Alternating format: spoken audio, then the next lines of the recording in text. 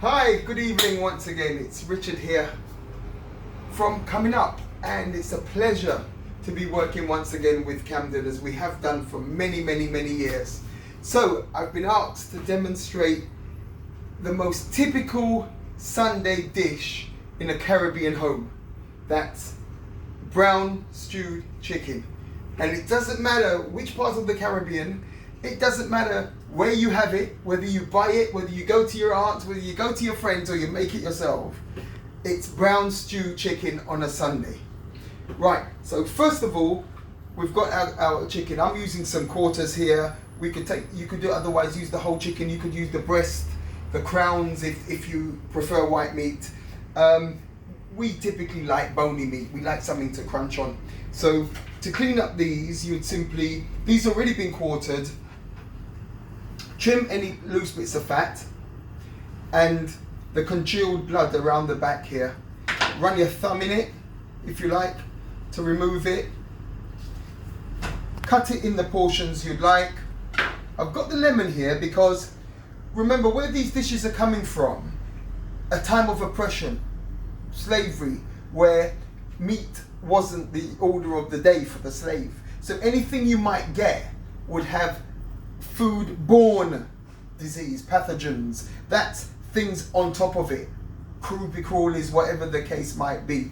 So we always wash our meat, more so chicken.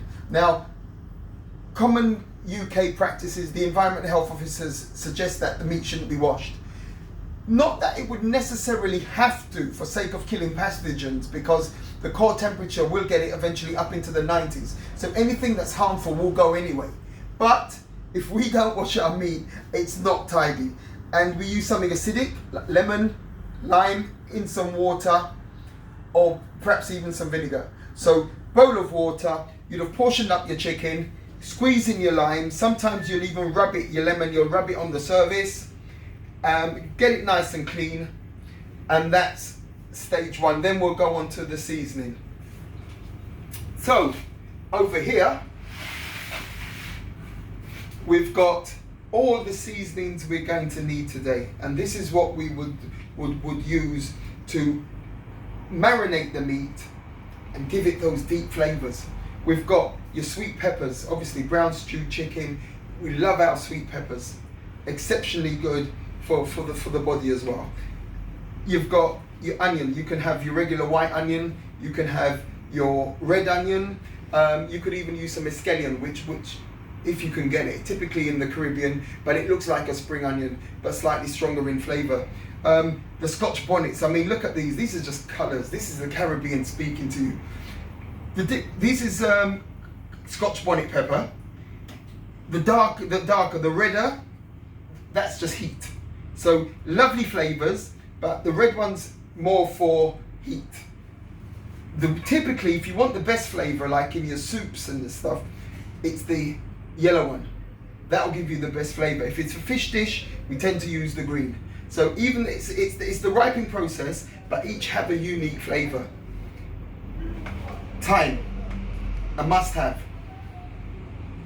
And finally, the secret ingredient, the secret ingredient, allspice or pimento. That's the flavor of Jamaica particularly.